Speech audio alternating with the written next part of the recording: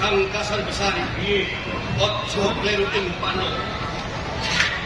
Nalika Kakang Besari kerja saka Wanarawa nganti aku lungguh marang Kakang Kasar Besari. Kakang Kasar Besari ibarat gajah medal saka watilan.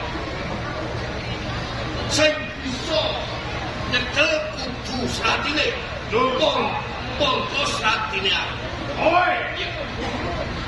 Oi pinongko dadi srat. Lo angkuhe. Atika. Oi murid ing Wanarawa. Uga murite Kasar. Mula ing papan kene anan angkuhe. Apa Hasan Besari? Apa Kyai Pacar? Wis tak yakin. Aku Kyai Pacar. Piye?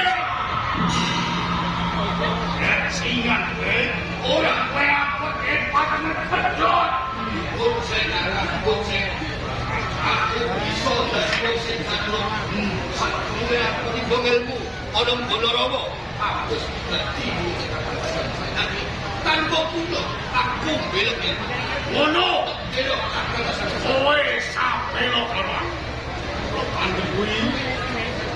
Ora rasane mati mergo aku ditemu karo Kyai Pacar.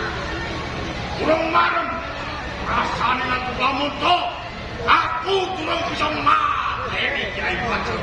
Oh, siaga prajuritmu aku bakal metin Wanarawa. Kyai Pacar tak nunduk olive atas sekali.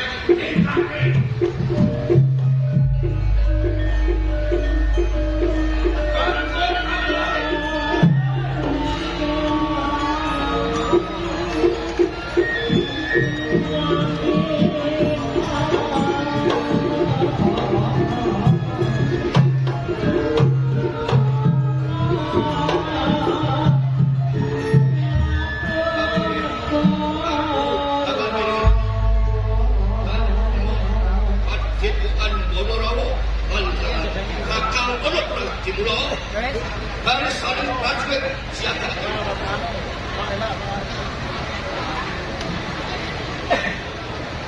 Para Pandawa, siap jaga makarya, ngesti sanjata lumaksana